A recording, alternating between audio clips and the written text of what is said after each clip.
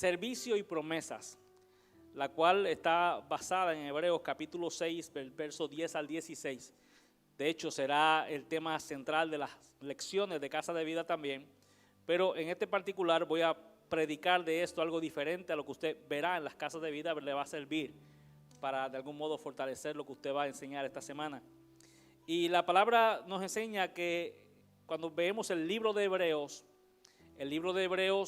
es una carta que se le atribuye, no tiene autor oficial, pero se le atribuye al apóstol Pablo debido a la profundidad del estilo de escritura y todo lo que, la forma de escribir se le atribuye a Pablo, pero no tiene un autor oficial que diga yo Pablo he escrito esta carta. Se alude a que debió ser, los que estudian el tema notan este detalle y lo resaltan porque debió ser por causa de la persecución, no querían dar un nombre por si la carta era interceptada por algún perseguidor, no supieran realmente el origen de la carta y Pablo de algún modo librarlo de la persecución y de los peligros. Pero la carta a los hebreos fue dirigida a los judíos que se habían convertido y tuvo varios propósitos. Número uno, afirmarlos a ellos en la fe, afirmarlos en su servicio al Señor, destacar las virtudes que tenían, pero también animarlos a no retornar a prácticas, costumbres asociadas a la ley que la gente que se había convertido había abandonado, cosas que se practicaban como requisitos para ser salvos, pero realmente cuando vemos en la gracia no tienen tal valor. Y Pablo les anima a ellos a no volver a ese tipo de comportamiento y costumbres y hábitos que un día tuvieron. Entonces, en el día de hoy quiero destacar este tema, servicio y promesas, dado el caso de que nosotros tenemos que entender que hay promesas que se pueden activar o no en base a ciertas actitudes propias de nosotros, los hijos de Dios. Hay promesas, quiero que me oiga, porque hay gente que se convierte y generalmente se convierte, pero no se activan en ciertas cosas que Dios llama a activarse. Y por consecuente se cierran las promesas asociadas a un hábito, costumbre, comportamiento de un discípulo. Por ejemplo, la palabra enseña que para el dador alegre hay una bendición. Dios bendice al dador alegre. Pero ¿qué pasa si el cristiano no es un dador? Automáticamente la bendición asociada al ser un dador alegre queda omitida de la vida de él. ¿Qué sucede con la palabra que nos enseña que cuando venimos al Señor, adoramos al Señor, alabamos su nombre? Dice la palabra que Él habita en medio de la alabanza, es una promesa. Yo habito en medio de la alabanza, pero ¿qué pasa con un discípulo que no alaba al Señor? No disfruta la presencia. Entonces, así podríamos seguir diciendo muchísimas cosas que están relacionadas a actitudes y comportamientos, cosas que usted va a vivir o no va a vivir en base a esto. Pero también hay promesas para aquellos que sirven, los que están involucrados en servicio, que la persona puede perdérselas o no. Muchos de ustedes llegan aquí frecuentemente y apreciamos eso. Digo lo que Dios también lo aprecia. Pero tenemos que destacar que no todo el mundo tiene una misma actitud hacia el servicio. Hay personas que prefieren mantenerse a la periferia, prefieren ser buenos congregantes, inclusive gente que hasta aporta financieramente, pero con sus manos no podemos contar. No podemos contar, no están dispuestos ni disponibles. Y yo quiero que usted oiga esto porque la palabra nos hace entrar en asuntos de balance. El problema con muchos cristianos es la falta de balance que tiene. No tiene un balance correcto en su vida y por consecuente no manifiesta todo lo que Dios quiere que se manifieste. Le pongo un ejemplo de esto. Una persona que puede ser un gran ofrendador y diezmador. Lo entendemos así, ¿verdad? ¿Y qué dice la palabra acerca del que tal hace? Hay promesas asociadas para el que ofrende y el que diezma. Sí lo sabe, ¿no? Dice la palabra que Dios bendice a la persona. Dice, yo bendeciré tus lagares, rebosarán de mosto, tus graneros serán llenos de toda abundancia. Son promesas para aquel que dice que está comprometido en esta área de la vida. Pero podemos ver algunas personas, como los he conocido, que practican este principio, lo ponen en marcha, pero sus vidas no siempre reflejan la abundancia que Dios dice. Entonces alguien dirá, todo es una mentira, todo es falacia, no es verdad, porque aquella persona es ofrendador, es diezmador y siempre está en escasez y en necesidad. Y yo quiero que usted me oiga porque esa misma persona que puede ser muy fiel en ese principio, tiene descuidada otras áreas de la vida que tienen que ver con la administración y la mayordomía.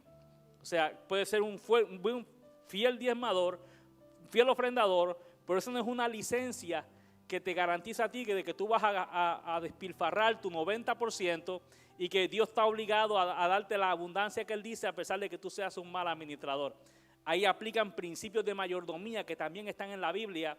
¿Y qué es lo que procuramos? ¿Qué es lo que hacemos? ¿Por qué un pastor es diferente a un predicador que usted invita o que oye, un evangelista? Porque los pastores somos formadores de gente y le enseñamos a la gente cosas para darles balance. Por eso no predicamos un solo tema, no predicamos una sola cosa, le predicamos balance, para que usted pueda tener una vida equilibrada y exitosa en cada renglón de la vida. Pero va a necesitar que usted ponga mucha atención y que anote, si es que está anotando, ya sea en su teléfono, tableta, lo que sea, porque estos principios se necesitan reflexionar sobre de ellos y hacer como una especie de CT scan en nuestra vida, un escaneo, a ver qué se está manifestando en nosotros y qué no. Porque las bendiciones de Dios no están asociadas ni a país, ni a color de piel, ni a ninguna cosa. Las bendiciones de Dios y sus promesas son para todo aquel que viene a los pies de Cristo sin importar su origen ni su procedencia, ni la condición política del país donde usted proviene. Dios te dice, yo te bendigo porque eres parte de mi reino. ¿Será que tú puedes decirle amén a la palabra del Señor? Amén. Y entonces es que tenemos que poner en marcha los principios del reino. Vamos entonces a Hebreos capítulo 6. Bueno, yo voy a leer el pasaje entero y después voy a irlo desglosando punto por punto para el beneficio de todos ustedes. Hebreos 6:10 dice, porque Dios no es injusto para olvidar vuestra obra y el trabajo de amor que habéis mostrado hacia su nombre, habiendo servido a los santos y sirviéndoles aún. Pero deseamos que cada uno de vosotros muestre la misma solicitud hasta el fin, para plena certeza de la esperanza, al fin de que no os hagáis perezosos, sino imitadores de aquellos que por la fe y la paciencia heredan las promesas. Porque cuando Dios hizo la promesa a Abraham, no pudiendo jurar por otro mayor, juró por sí mismo, diciendo, de cierto te bendeciré con abundancia y te multiplicaré grandemente. Y habiendo esperado con paciencia, alcanzó la promesa. Porque los hombres ciertamente juran por uno mayor que ellos, y para ellos es el fin de toda controversia, es el juramento para confirmación. Ahora les explico este pasaje. Hebreos 6:10 dice, porque Dios no es injusto para olvidar vuestra obra y el trabajo de amor que habéis mostrado hacia su nombre, habiendo servido a los santos y sirviéndoles aún. Aquí hay dos cosas muy importantes acerca del carácter de un discípulo. El carácter de un discípulo dice que lo primero que usted tiene que entender, que Dios te promete que jamás olvidará la labor de aquellos que hemos servido con amor. Aquí se desprenden varios principios. Número uno, el servicio se hace con amor. El servicio jamás debe ser algo impuesto, ni hacerlo a regañadientes o porque me condicionan. Si no sirvo, no me dejan participar en tal o cual cosa. De ahí el origen está distorsionado. El verdadero razón por la cual nosotros servimos al Señor, lo servimos y lo hacemos por amor. Pero la palabra dice que hay una promesa que Dios le hace a todos los servidores, y es que Dios jamás se olvidará del servicio que has prestado. Yo no sé si tú puedes creer en el día de hoy que el servicio que tú has dado es como una especie de cuenta bancaria que tú comienzas, o una alcancía de esa que tenemos en las casas, donde echamos cada cosa, y empezamos a echar moneditas y empezamos a echar el dinerito que a veces nos estorba en el bolsillo, y llega un día que esa cuenta tú no sabes ni que la tienes, pero cuando entras en una situación te das cuenta que tienes allá algo, lo sacas y te das cuenta que ahí está la solución a lo que estás viviendo, el problema económico que tienes. Vengo a decirte que el servicio cristiano es como eso. Tú comienzas a servir y Dios te dice que sigas sirviendo con alegría, porque yo no me voy a olvidar de la promesa que te he hecho a aquellos que han servido con amor. Cada persona que sirve con amor tiene una promesa. Pregúnteme, ¿cuál promesa? La promesa de que Dios jamás se olvidará de lo que has hecho por amor a su nombre. Alabado sea el Señor. ¿Será que le puede dar un aplauso al Señor en este día? Dios no se va a olvidar. Aleluya. También me enseña este pasaje que servir a los santos es una muestra de nuestro amor hacia Dios. Miren, mis amados, nosotros queremos servir a Dios, pero si no tenemos una buena revelación de esto, podemos entender que queremos servir a Dios, pero no a la gente. Y yo quiero que tú veas que la manera en que nosotros servimos a Dios es sirviendo adecuadamente a la gente. Es siendo un buen servidor, siendo un buen cuidador del alma de tu hermano y facilitándole la vida espiritual a la gente que se acerca a la casa de Dios. Eso es una manera en la cual nosotros servimos a Dios. Quiero servir a Dios, pero no nos gusta servir a los demás. Pero déjame decirte algo, hay testimonio que Dios tiene y promesas que Dios tiene para que los que creen esta palabra que estamos hablando en el día de hoy. Hay una discípula que me gusta, esa discípula en la Biblia. Hay una historia que a mí me gusta mucho, la he predicado en otras ocasiones, y es acerca de una mujer llamada Dorcas, también la llamaban Tabita. Dice la Biblia que esta mujer era una mujer costurera, confeccionaba ropa, era costurera, y ella usó el don que tenía, que no era un don necesariamente de altar, no era algo asociado al altar ni al púlpito, era algo que tenía que ver con un trabajo, un oficio. Pero dice la palabra que ella por medio de ese oficio servía. Y su servicio se traducía en que ella adoptó el cuidado de ciertas mujeres que estaban vulnerables, viudas, que tenían necesidad, eran pobres. Y esta mujer se dio la tarea de comenzar a confeccionar túnicas para ellas. La palabra dice que esta discípula un día enfermó.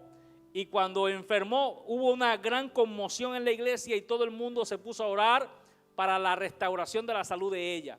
Todos los discípulos oraban, la iglesia entera oraba, porque eso es otra cosa que tendrá, una promesa que tendrá aquel que es fiel servidor. Tú tendrás gente que tú ni te imaginas que está orando por ti, que está orando para que Dios te ayude, para que Dios te cuide. Y yo sé que yo tengo gente así también, gente que yo ni siquiera sé que están orando por mí, para que Dios me cuide, para que Dios me guarde, para que Dios me alargue los días. Yo sé que yo tengo gente así, pero también lo tendrá todo aquel que es un buen servidor de la casa de Dios. Usted va a tener gente que, aunque usted no se lo imagina, y los que no tienen la conciencia, Dios le mostrará a la gente que ni siquiera te conoce para que oren por ti, porque tendrá gente que va a ser como un vallado de oración en tu vida solo por ser un servidor abnegado de la gente a la cual Dios te colocó frente a ti. Todos tenemos un sector de gente a quien Dios nos ha colocado, pero tenemos que sacarnos esa mentalidad de necesidad, de demanda, y comenzar a ser gente que bendice la vida de otro por medio de lo que tú tienes a la mano, por medio de lo que tú sabes. Yo no sé qué tú sabes hacer, no sé cuál es tu don, tu oficio, pero pon eso en las manos de Dios, como lo hizo Tabita. Tabita puso su don, su oficio en las manos del Señor, pero Tabita se enfermó la mujer, y parece que Dios no oyó las oraciones, porque pocos días después la mujer se muere. Tabita se murió, pastor, servidora, y mire, y Dios la dejó morir. Vengo a decirte, mis amados, que Dios sabe lo que hace, y Dios tiene el control de todo, y Dios siempre tiene un plan mucho más excelente que el que tú y yo podemos pensar o imaginar. Tú y yo estamos pidiendo por algo, pero Dios tiene otro plan. Dios no va a impedir lo que tú no quieres que pase. Señor, ¿por qué permites? Dios va a dejar que pase, aunque tú has orado por eso, porque es que Dios tiene algo más excelente con eso. Y Dios no te oyó tu oración de ahora, pero te va a oír la oración de más adelante, con un plan y una gloria y un testimonio mucho más grande de lo que tú puedes pensar en el día de hoy. Aleluya. La Biblia dice que Tabita se muere, pero Pedro estaba cerca y lo hacen venir. Le piden a Pedro que venga, porque las discípulas no querían dejar ir a Tabita. Ya estaba muerta, pero las discípulas dijeron no, que si nosotros hemos escuchado que el Señor resucitó a Lázaro, que resucitó a la hija de Jairo, que resucitó al hijo de la viuda de Naín, pues que la repita con Tabita el Señor. Sabemos que el Señor lo puede hacer. Dice la palabra que hicieron venir a Pedro, y dice la palabra esto, que hay un detalle que yo quiero que usted no pierda de perspectiva. Cuando Pedro entró a la sala donde habían puesto a la difunta, dice la palabra que dice que las mujeres, las viudas, todas llegaron con las túnicas en las manos en esta actitud, mostrándole a Pedro, mira. Y cuando nosotros vemos eso, decimos, ¿y eso qué es? es que el servicio es un testimonio. Y las túnicas que Tabita confeccionó para vestir mujeres pobres, ese fue el origen, esa fue la motivación, túnicas para vestir mujeres desvalidas, pobres, desamparadas. Eso fue con la razón que Tabita lo hizo. Pero ese servicio no se tradujo en eso, sino fue el testimonio de que quien está ahí no es cualquier persona y queremos que come back. We need her. La necesitamos de vuelta. Dice la palabra que Pedro oró y dice que la mujer resucita y fue presentada viva a la iglesia. Y eso provocó que mucha gente tuviera temor de Dios, que se convirtieran y se dieran cuenta lo que hoy nosotros también destacamos, que el servicio tiene recompensa, porque Tabita ya estaba muerta y no podía pedir por nada, pero estaba rodeada de un vallado de oración de gente que no la dejaron ir. Aleluya, y la trajeron de vuelta. ¿Cuántos años vivió después de eso? Yo no lo sé. Pero sí sé que vivió muchos años más, porque su servicio dio testimonio de que era útil en la tierra. Mientras tú entiendas que el servicio tiene importancia, Dios va a hacer cosas contigo que no hace con otra gente, porque se moría cualquier cantidad de gente, pero cuando se murió Tabita, la historia fue diferente. Yo vengo a decirle a los que sirven, tu historia será diferente a la de otra gente. Tú vas a ver el favor de Dios donde otra gente no lo ha visto. Solo por ser un servidor de Dios. Dios lo promete. Por eso es que yo le animo a usted a servir. No es que queramos esclavizarlo a usted. La gente dice, no, en la iglesia esclavizan. No, aquí lo que estamos generando es cielos abiertos y oportunidades para aquellos que sirven, que tendrán bendiciones inusuales que otra gente no tiene. Dele la gloria a Dios. Eso lo dice la palabra del Señor. Entonces, servir a los demás, a los santos, es una muestra de nuestro amor hacia Dios. ¿Amas a Dios? De verdad que lo ama, demuéstrelo con su actitud servicial. Demuéstrelo. Hay promesas, mis amados, que están escritas para los que creemos ciertas cosas. Bueno, por ejemplo, la palabra dice que el que le da al pobre le presta a Dios. ¿Sí o no? Y que te deba cualquiera, bueno, dicen, me pagarán, quién sabe. Filomeno no paga, dicen. Pero Dios sí paga. Entonces, si tú le apoyas a una persona en necesidad, y quiero ser muy cuidadoso en este tema, porque alguna gente se aprenden estos versículos de memoria para tomar ciertas ventajas de gente. No, que la Biblia dice que apoyas al pobre, yo soy pobre, apóyame. Y le quieren sacar billete a la gente. No, son buenos para aprenderse estos pasajes bíblicos. Son especialistas. Lo único que viniste es a bailar a la casa del trompo. O sea, porque aquí también conocemos que el pájaro se conoce por la pluma. ¿Sí me dejo entender? Sí, porque hay personas que van de iglesia en iglesia y están una temporada en una iglesia y estoy necesitado hasta que ya la gente se cansa porque no quieren trabajar, no quieren hacer nada por ellos. Entonces se van a la otra con la misma historia. Y también conocemos esos casos, porque hay pobres abusadores. No, se fueron los amenes. Ya no quieren alabar a Dios ni quieren decir nada. Pero yo he conocido pobres abusadores. O sea, gente que es pobre y abusa del que tiene más. No siempre es el que tiene el que abusa del que no tiene. Hay veces que el que no tiene abusa del que tiene. Y manipulan la Biblia a su conveniencia. Pero aquí le damos balance a la gente, por eso aquí no hay gente así que se dejan agarrar tan fácil, porque están entrenados. Denle la gloria a Dios. Aleluya. Mire, la palabra dice Hebreos capítulo 6:11. Pero deseamos que cada uno de vosotros muestre la misma solicitud hasta el fin, para plena certeza de la esperanza, a fin de que no os hagáis perezosos, sino imitadores de aquellos que por la fe y la paciencia heredan las promesas. Entonces aquí tenemos que ver algo de aquellos que van a heredar promesa de servidor. O sea, hay promesas de servidor. Vamos a ver quiénes son los servidores que recibirán estas promesas. Número 1, los servidores que arrebatan promesas deben ser firmes y constantes en su servicio. Encontramos personas que se comprometen en el servicio, pero son de corta duración. Y eso le genera una conducta ambivalente. Hoy sí, mañana no. Nunca se sabe cómo se van a levantar en ese día. Nunca se sabe si ese será el día de su renuncia o de su compromiso. Nunca se sabe con ellos. Y una de las cosas que un servidor tiene que tener es un carácter equilibrado. Usted tiene que aprender a ser una persona que donde pone la palabra, pone la acción. Y su compromiso no puede ser ambivalente. Tiene que ser un compromiso firme, estable y constante. Porque la palabra habla de los inconstantes. Dice aquella gente que es inconstante, dice que el hombre de doble ánimo es inconstante en todos sus caminos.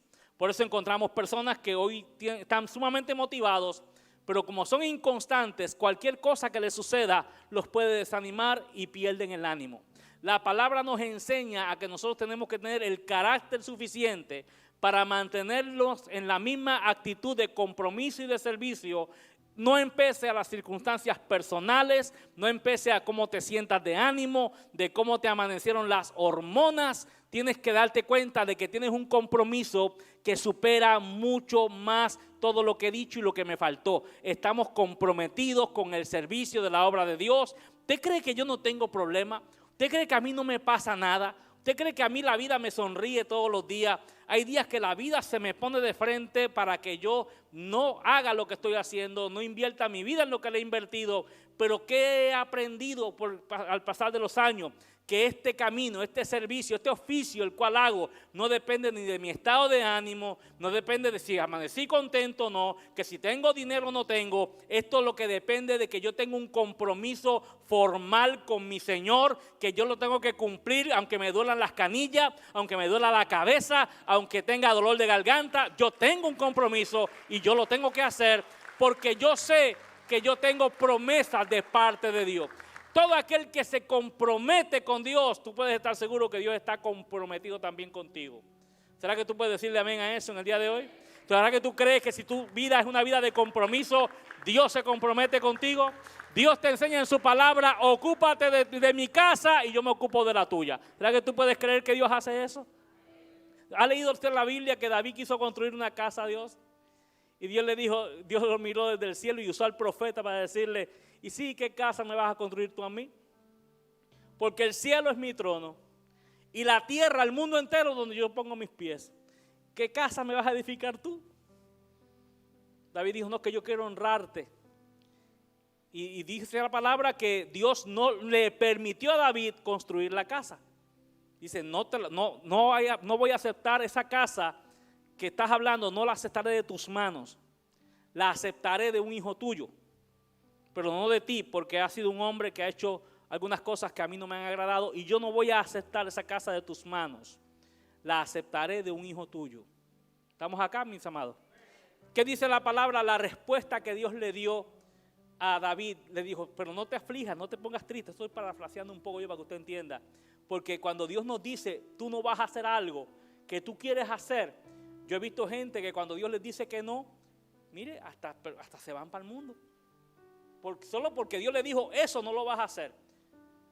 Pero sin embargo, dice la palabra que Dios le dijo a David estas cosas, pero le dio una promesa con su negativa de no vas a hacer, le dio una promesa. Una promesa dice, por cuanto tú te has ocupado de mi casa, yo te digo que yo haré de tu casa, casa estable, y nunca me proveeré de rey que no sea de tu linaje. E inclusive el Mesías se le conocía hijo de David. Cuando se acuerda que la gente llamaba hijo de David, lo llamaban así por el linaje asociado a David. ¿Y por qué vino eso? ¿Porque David era más bonito que los demás? No, eso vino por la única sencilla razón de que David se ocupó de la casa de Dios y Dios le dijo, yo te hago a ti casa estable por la eternidad. Dele la gloria a Dios si puede. Es lo que Dios hace. Mire, mis amados, con Dios nunca se pierde. La gente siempre está reparista y si yo doy y si esto y si me comprometo. Con Dios nunca se pierde. Con Dios tú siempre vas a ganar. La palabra dice que David se preocupó por la casa de Dios que no pudo construir, mas sin embargo Dios le dijo, yo te bendigo tu casa, te prospero tu casa y bendigo tu linaje y no me proveeré de reyes para mi pueblo que no sean de tu linaje y el Mesías viene por tu linaje porque David se preocupó por la casa de Dios. Preocúpate tú por la casa de Dios, por servir a Dios, servir a los santos y tú vas a ver que las bendiciones que tú ni te imaginas, ni sospechas, lo que ni siquiera te ha llegado a la imaginación, Dios Dios te lo pone en la vida. Esas son promesas para servidores, promesas para los que sirven y aman. Alabado sea la gloria del Señor. Pero también, mis amados, me enseña que hay enemigos de promesa, enemigos de las promesas. Y uno de los enemigos de promesa son la pereza. La pereza es enemiga de las promesas de Dios. ¿Por qué? Dice el autor de los Hebreos que mantengamos la misma solicitud, la misma actitud servicial hasta el fin. Una vez más recalcamos en esto que no se puede ser inconstante. Hoy usted tiene que renunciar a todo espíritu de inconstancia. Todo lo que sea inconstancia en la vida suya tiene que desecharlo de usted. Esa inconstancia no solamente se ve en las cosas de Dios, también se ve en la vida secular. La inconstancia es enemiga del progreso, de la prosperidad material, la inconstancia. Si no, dígame usted un hombre que trabaja una semana y 2 no. O sea, ¿cuándo ese hombre va a progresar en la vida? Pobres mujeres que están con hombres así. O sea, un hombre que ni siquiera provee para las cosas básicas porque siempre está en esa mentalidad de que hoy quiere y mañana no. De que en todos los trabajos a él lo maltratan y él tiene que renunciar. ¿Me explico? Entonces usted tiene que ser firme, pero también firme en las cosas del Señor. Pablo, si es Pablo el que escribe la carta a los Hebreos, lo damos por hecho, habla de que la pereza es enemiga. Dice, no se hagan perezosos, sino imitadores de aquellos que por la fe y la paciencia le dieron promesas. Quiero que usted me oiga bien y quiero que me ponga mucha atención, especialmente la gente nueva que ha llegado a la casa de Dios. Es muy importante y será muy decisivo lo que va a pasar con usted en base a quien usted imita. Hoy tenemos una generación que imita cualquier ejemplo de los que vemos. Vemos que nuestros jóvenes, nuestras jovencitas imitan a celebridades, mujeres inmorales, indecentes, pero las jovencitas las imitan. Jovencitos que por igual, en el estilo, la forma de hablar, los peinados, los recortes de pelo y todo, imitan a veces un artista vulgar, indecente, que no puede hablar 3 palabras sin una suciedad.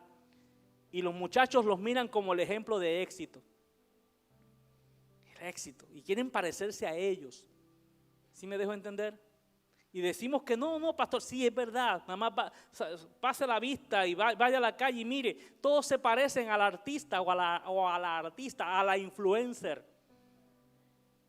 Es más, hay gente que le presta más atención a un influencer que al pastor. Se pusieron serios, a mí me gusta que se pongan serios. Porque es que tenemos que entender esta realidad. La pereza es enemiga de las promesas de Dios, pero alguna gente se vuelve perezoso por quien anda. Dios nos advierte en la palabra, nos dice que evitemos ser compañeros y amigos de borrachos. Dios nos lo dice en la palabra. ¿Por qué? Porque sabe Dios que tú vas a adoptar las mismas costumbres. ¿Por qué Dios sacó a todas las naciones de la tierra de Canaán para entregarles la tierra sin habitantes de otras naciones? Porque Dios sabía que eventualmente los iban a imitar, estilo, comportamiento, forma de adorar. El ser humano, y a veces hasta sin pensarlo, miramos a alguien y decimos, bueno, esa persona es popular y lo que sea, y tenemos la tendencia a querernos parecer a esa persona para ser cool, estar en lo que es, en la jugada. Pero mis amados, la palabra nos llama a nosotros a imitar también. El autor de Hebreos dice, imiten a aquellos que por la fe y paciencia heredan las promesas. Entonces, dentro de cada iglesia hay gente que es digna de imitar y hay otros que no tanto. Entonces, tú tienes que darte cuenta de que yo, por ejemplo, como pastor, mire, le voy a revelar un secreto pastoral. Cuando yo veo una persona que llega nueva a la iglesia, yo le pongo mucha atención. Número 1, ¿quién lo trajo? No me trajo nadie, llegó solo. Pero esa persona a los pocos días ya tiene amigos. Y empieza a relacionarse con gente. Algunos llegan e inmediatamente tratan de ser amigos de nosotros. I like that. Eso me gusta, yo soy amiguero. Estoy dispuesto a ser amigo de todos los que están aquí, que llegan, y mi esposa también. queremos recibir a la gente y darles ese afecto. Pero noto que otros se vuelven amigos de personas que sé que no aportarán todo lo positivo a la vida de ellos. Yo lo sé. La palabra me enseña, dice que yo ponga mucho interés en imitar a quienes, a aquellos que por medio de la fe y la paciencia arrebataron promesas. ¿Por qué? Porque tú te darás cuenta de que esa persona tiene que aportar a la vida tuya. Entonces ya eso es una cuestión personal tuya. Yo le digo por mi experiencia, lo dije en la primera reunión y lo tengo que mencionar en esta. Yo creo que esa decisión que tomé en gran manera me ayudó a perseverar por 33 años casi que tengo de convertido. Esa decisión que le voy a contar ahora. Cuando me convertí en una iglesia donde los jóvenes de mi edad, tenía 18 años yo, y los jóvenes que compartían mi edad, me di cuenta, y no me tomó mucho tiempo en darme cuenta que estaban peores que yo en el mundo, pero en la iglesia. Yo me di cuenta rápido. ¿Qué voy a hacer? ¿Me voy a ir de la iglesia? No me fui de la iglesia. Simple y llanamente decidí dejar los jóvenes de lado y aliarme con personas que aportaban. Yo no sabía orar y hacían los servicios de oración y yo no sabía qué decir en la oración. Yo solamente decía, gloria a Dios, aleluya, aleluya, gloria a Dios. Gracias Dios, aleluya, aleluya, gracias Dios. Solo eso podía decir en los servicios de oración. No me salía la oración, no sabía cómo hablar en una oración. No daban enseñanzas en ese momento que yo llegué, no habían dado enseñanzas de cómo enseñar a uno a orar. Y yo dije, bueno, yo si voy a ser cristiano tengo que orar porque yo me conozco. Y si yo no oro, yo sé dónde voy a terminar, tengo que aprender como sea. Dije yo en mi mente y empecé a buscar gente de oración, gente que de verdad, y encontré a una persona. Encontré a un anciano que ya partió con el Señor, ojalá su familia me esté viendo, a veces nos ven, llamado Felito Villanueva. Y Felito Villanueva oraba. Y yo me di cuenta que ese hombre se ponía en una posición y parecía como una estatua, no se movía, era como que quedaba ahí y eso era orando y orando, como que estaba habituado a estar de rodillas. Porque uno conoce a la gente que ora bastante, cuando tú ves que a los 3 minutos no aguantan estar de rodillas, dice, este casi no ora. Salvo que tenga alguna condición física, ¿verdad? Haciendo esa sesión. Pero gente que está sana, normal, que van al parque, están una hora pateando pelota y no pueden estar orando ni 10 minutos, porque ya tú los ves que están así, ese casi no ora.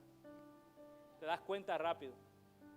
Y yo veía que el viejito Felito era un hombre de edad, pero eso parecía una estatua ahí, no se movía, solamente hacía así y decía cosas.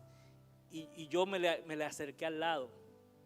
Y él no se daba cuenta y yo buscaba, lo velaba. Cuando ya iba a empezar a orar, yo me las arreglaba para aterrizar al lado de él y ponerme a orar al lado de él. Y él decía, oraba por unas cosas y yo repetía lo mismo que decía él. Él me revelaba cosas por las cuales orar que yo no me imaginaba que se oraba por eso, pero él me enseñó los principios de la oración y nunca lo supo. O sea, hay aportes que la gente va a hacer en usted y que usted está haciendo en gente, que usted nunca sabrá el tipo de aporte que esté haciendo. Por eso hay que conducirse honestamente, porque usted puede hacer un aporte de bendición o puede literalmente truncar la vida espiritual por un mal aporte de una persona. Por eso cuide lo que habla. Sea siempre la misma persona en todas partes, porque aunque usted no se dé cuenta, usted está aportando a la vida de la gente cosas buenas o cosas malas. Ese anciano aportó algo bueno en mí que hasta el sol de hoy me perdura. Ya él no está y todavía su aporte está en mí.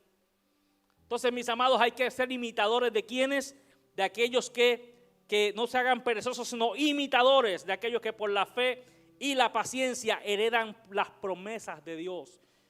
Busca gente que ha tenido batallas de fe. Busca gente que ahora mismo esté peleando una batalla de fe. Alguien que tú sabes que está luchando por la familia. Alguien que está luchando por un matrimonio. Alguien que derrotó el cáncer y lo derrotó en victoria. Alabado sea la gloria del Señor. Búscate a alguien así para que te inspires. Aleluya. Porque yo quiero que tú sepas, lo he dicho en el pasado, lo que inspira de tu vida no es los problemas que tú estás teniendo. Esos problemas tuyos no inspiran a nadie. que no tienes dinero, que estás enfermo, que tienes problemas en el matrimonio. Eso no inspira. ¿Sabes lo que inspira? Tu conducta en medio de dichos problemas. La gente se sorprende a ver cómo ese hombre, enfrentando cualquier tipo de adversidad, esa mujer, enfrentando cualquier tipo de calamidad, se mantiene en pie, siempre llega adorando a Dios, siempre sus manos se levantan y mira que tiene problemas. Eso inspira a otros. Aleluya. Mis amados, cuando Cristo murió en la cruz del Calvario, no fue el único que había muerto ni antes ni después. Fueron millares de personas los que murieron en la cruz. ¿Tú me estás entendiendo? No, Jesús no fue el único crucificado de la historia con los otros dos ladrones. No, hubieron millares de gente crucificada. La historia está llena de registros de crucificados. Pero sin embargo, ¿qué quiere decir? Que estos verdugos estaban habituados a ver gente desangrarse en cruces, pero nunca ninguno de ellos produjo un impacto en sus vidas. Sin embargo, cuando Cristo muere y expira, el verdugo, el centurión encargado de la ejecución, dijo: verdaderamente este hombre era hijo de Dios. ¿Pero qué hizo Jesús allí? ¿Hizo Jesús algún milagro? ¿Levantó un paralítico allí? ¿Salió algún tipo de explosión, de fuego, de poder que diera testimonio? Nada de eso sucede. Un crucificado más. Entonces, ¿cómo es que el centurión termina intuyendo de que ese crucificado no es cualquier crucificado, sino que a pesar de que muere como un malhechor, es hijo de Dios? ¿Cómo Jesús reaccionó en la cruz? Hizo algo que ningún otro crucificado había hecho. Cuidó de su madre en la cruz, salvó al ladrón que estaba a su lado, perdonó a todos los que lo ofendían, no hizo fuerza para luchar en contra de los verdugos, puso la mano, no lo obligaron, puso la mano, puso los pies y no hubo palabra de maldición en su boca. El centurión dijo: jamás he visto yo algo así, he visto muchos crucificados, pero este de verdad era, si alguien es hijo de Dios, tiene que ser este. Mi alma alaba a Dios. Y no hizo un milagro, no hizo nada sobrenatural allí, a la vista. ¿Será que me entiende, amada iglesia? Entonces lo que va a ministrar a la gente no es que si tienes dinero, que si estás enfermo, que si te pasó esto, que te dejó la mujer, que te abandonó tu marido, que tu esposa te fue infiel. Eso no cambia vida. Lo que cambia vida es cómo estás reaccionando en medio de las calamidades, de la escasez, de la traición, de la enfermedad, del abandono. Y la gente va a ver eso y va a imitar tu fe. Y Dios te dice: yo te bendigo. Te bendice el Señor. Solo por mantenerte firme en la fe y seguir sirviendo a pesar de que tengas problemas. ¿Sabe que la causa principal de las renuncias de algunos es: tengo problemas? ¿Sabe? La gente que me ha renunciado a mí de distintas cosas a través de estos 21 años casi que tengo aquí, cuidado que he escuchado yo renuncias de gente. Y hay un común denominador en casi todos ellos. Tienen un problema que los propicia a renunciar. Problema X, de cualquier color o tamaño. Pero tengo otros, mis amados, en estos 21 años, que tengo que resaltar sus vidas y lo debo hacer públicamente para ser justo. Tengo gente como Ana Ortiz, que ya sus hijos están aquí, son hombres y mujeres. Pero yo la conozco desde que andaba jalando portabebés a 15 bajo cero, con un portabebé acá y la pañalera en la otra, para servir a Dios. Eso tiene valor. ¿Y por qué no lo voy a decir yo? Por ahí anda la supervisora Ana. Dele la gloria al Señor por la vida de la gente que inspira.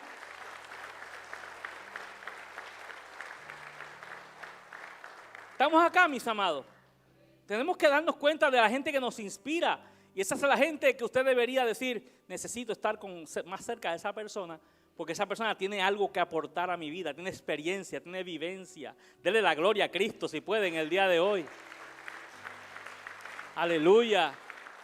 Y puedo mencionar mucha gente más, pero creo que no debo seguir mencionando nombres. Pero la pereza es enemiga de las promesas de Dios. Los buenos servidores imitarán la fe y la conducta de aquellos que han heredado promesas. Eso hace un buen servidor. Se inspira en otros. Se inspira. Y dice: no, yo quiero ser como esa persona. Quiero ser como mi pastor. Pero si está más cerca usted de alguien, de otra persona, inspírese en una persona de buen testimonio y usted va a ver cómo va a crecer en su vida espiritual. Los servidores que heredan promesas deben aprender a desarrollar fe y paciencia. Quiero que usted entienda que no es lo mismo. Son de un pájaro las dos alas, pero hay distinciones. La fe son las creencias. Por lo general, los cristianos que tienen cierta formación creen las mismas cosas. Creen que hay bendición en la casa de Dios. Creen que Cristo viene. Creen que si nos morimos nos vamos con el Señor. Creemos en el Espíritu Santo. ¿Verdad que casi todos creemos lo mismo? Pero sin embargo, alguna gente, a pesar de tener la creencia, se desanima y se aparta porque no tiene paciencia. Sabe que Dios hace todas esas cosas, pero no tiene la paciencia. Paciencia para poder esperar el tiempo. Sabe que hay gente que esperando una bendición se han desanimado y dicen, si Dios no me contesta esta semana, hasta aquí llegamos Dios y yo. O sea, no está negando la existencia de Dios, ni que Dios lo ha hecho con otra gente, pero Él le puso tiempo. Si tú no me respondes esta semana, hasta aquí llegamos tú y yo. Hasta aquí llegó el servicio, hasta aquí llegó todo. Usted lo que le falta no es fe, no es que tiene creencias equivocadas. Su problema es una falta de paciencia. Dios quiere que tú sepas que el cumplimiento de tu promesa está asociado a la fe. La fe es la creencia correcta acerca de Dios, pero también la paciencia que te da la capacidad de esperar, de soportar, de aguantar. Porque si no has llegado todavía a donde Dios te ha prometido, ¿sabes por qué no has llegado? ¿Por qué no has llegado? Porque no es tu tiempo, no ha llegado tu hora. Estás en el reino de Dios y Dios tiene tu tiempo, Dios tiene tu hora, Dios tiene tu momento. Alabado sea el Señor. Dele la gloria a Cristo, si puede, en el día de hoy. Aleluya. ¿Qué dice la palabra? Jesús entró a una sinagoga un día y leyó una palabra allí. Una palabra que tenía que ver con el Mesías. Dice la palabra que Jesús cerró el rollo, lo dio al líder encargado de la sinagoga. ¿Y qué dijo Jesús? Hoy se ha cumplido esta palabra delante de ustedes. ¿No dijo así el Señor? Esa palabra se había leído un montón de veces. Incluso la gente la memorizaba. Los buenos estudiosos la tenían memorizada. Pero Jesús dice, hoy se ha cumplido esta escritura delante de ustedes. ¿Qué quiere decir? Que toda promesa tiene un momento de cumplimiento. La palabra dice que la gente quería convertir a Jesús en rey. Y cuando Jesús percibía eso, se apartaba de la gente porque Él dijo, todavía no ha llegado mi hora. Cada promesa tiene una fecha que se necesita la paciencia de un discípulo. No es que Dios se olvidó de ti, es que no ha llegado tu hora. Yo quiero que tú sepas que el día de tu milagro viene, que el día de tu promoción viene, que el día de tu sanidad viene, que el día en que verás la oración contestada viene, va a llegar ese día. El día de tu progreso viene. El día en que pondrás tu firma en el closing de la casa viene. El día del carro viene. El día de la sanidad viene. El día de la boda viene. Yo quiero que tú sepas eso. Ten paciencia y mantente confiado en las promesas de Dios. Quiero terminar con esto, mis amados. Ya con esto terminaré. Hebreos 6:13 dice, porque cuando Dios hizo la promesa a Abraham, no pudiendo jurar por otro mayor, juró por sí mismo, diciendo, de cierto te bendeciré con abundancia y te multiplicaré grandemente. Y habiendo esperado con paciencia, alcanzó la promesa, porque los hombres ciertamente juran por uno mayor que ellos, y para ellos es el fin de toda controversia, es el juramento para confirmación. Quiero que usted oiga algo. Cada promesa que la Biblia habla para usted, cada una de ellas, todas y cada una de ellas, son miles de promesas, y todas son nuestras. Y todas y cada una de ellas están garantizadas por Dios. La palabra dice que Dios le dijo a Abraham, te juro, casi todos los que quieren validar su palabra, te juro por Dios, te juro por mis hijos, te juro por mis padres. Buscamos siempre algo para decir que juramos. Yo no lo acostumbro a hacer, que tú sí sea sí y tú no sea no. Estoy hablando a nivel general. La gente por lo general cuando jura, usa cosas más importantes y súper valiosas para hacer valer su juramento. Pero eso es allá. Acá decimos sí y amén. ¿Estamos entendiendo?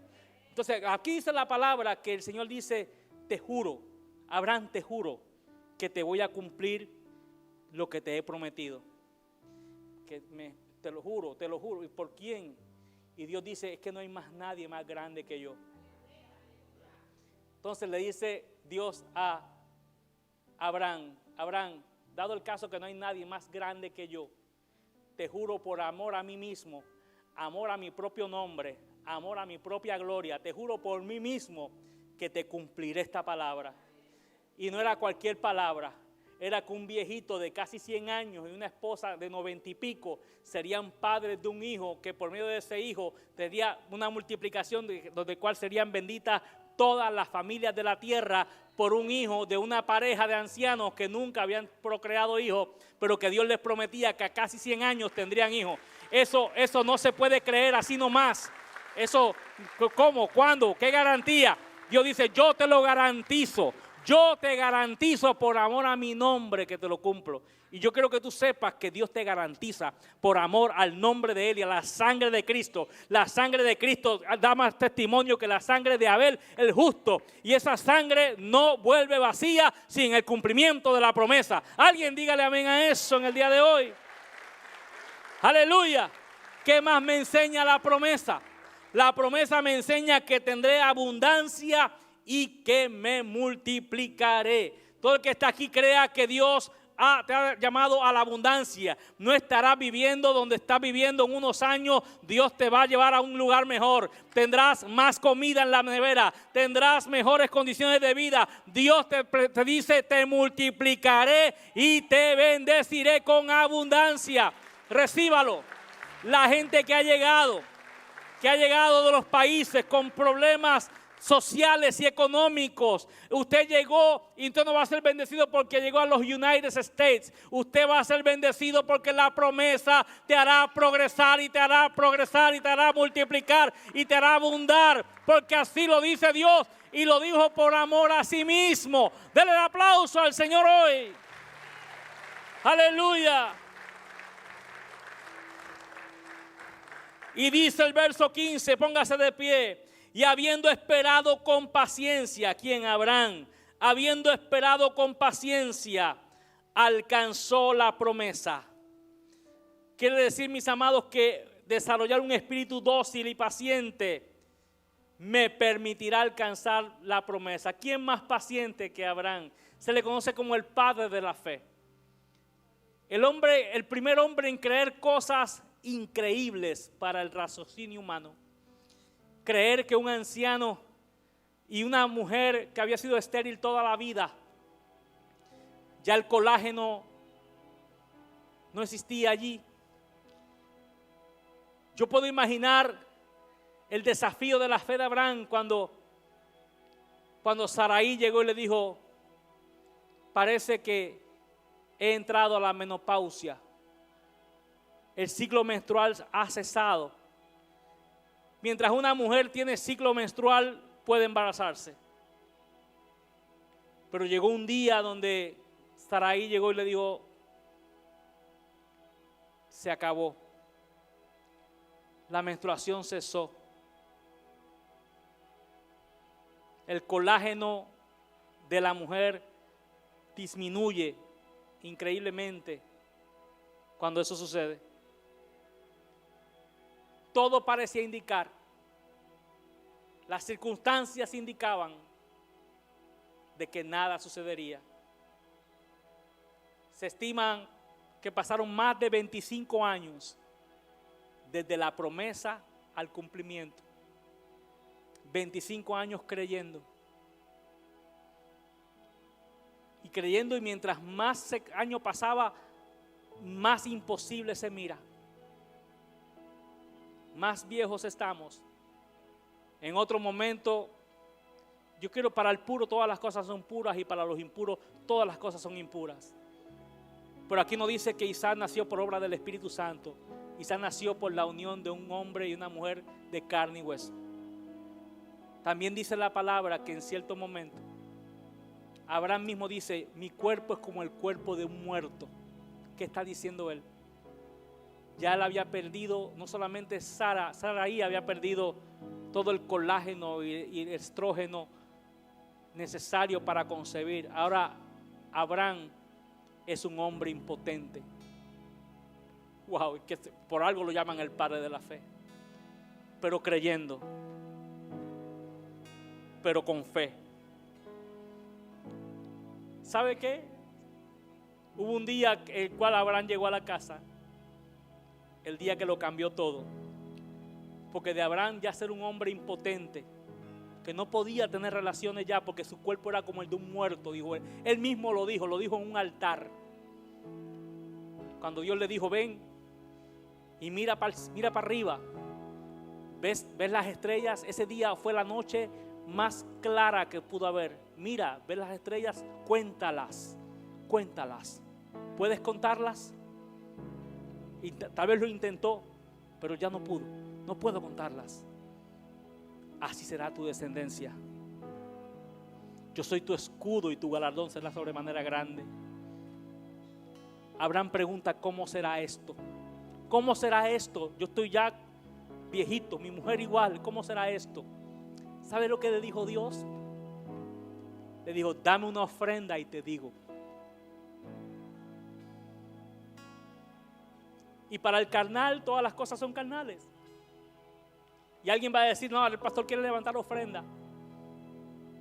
Si quiere. Yo me estoy remitiendo al principio. Ahora dice, ¿cómo será esto? Léalo en su Biblia. ¿Qué le responde Dios? No le dice, no, pues será así. Yo voy a hacer que a Sara, que estrógeno, que la menstruación le vuelva. Nada de eso le dice Dios. Dame una ofrenda. Y pidió una ofrenda específica. Aves específicas. Pártelas por la mitad y pon cada mitad frente a la otra y crea un pasillo entre las ofrendas, entre los cuerpos partidos. Y las aves de rapiña llegaban a comerle, a dañarle la ofrenda. Y Abraham peleó con ellas hasta que llegó un punto que se agotó tanto que ya no pudo pelear más. Y dice que cayó rendido. Pero entre dormido y despierto, de noche, una llama de fuego, una antorcha encendida pasó por entre medio del sacrificio. Para nosotros, ¿qué habla el pastor? ¿Qué quiere decir esto? El Señor usó la terminología de los pactos del Antiguo Testamento, donde se hacía esto que yo he dicho, se hacía, pero lo que se hacía era que los dos contrayentes, los hombres que hacían pacto, se tomaban del brazo así y pasaban por el medio de los animales sacrificados como una señal de pacto y diciendo, cualquiera de los dos que rompa este pacto, que termine como uno de estos animales, despedazado por la mitad, el que rompa el pacto. Eso es la enseñanza.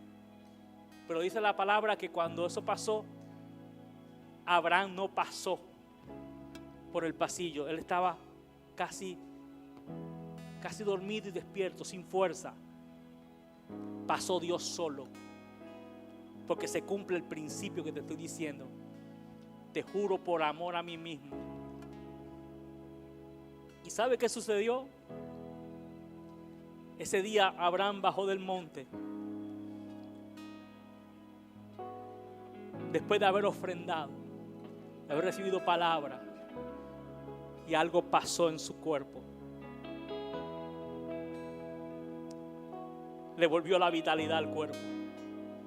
Le volvió la potencia al cuerpo. Y no tan solamente eso, sino que Sarai también volvió a sentir lo que siente una mujer joven. Y se unieron.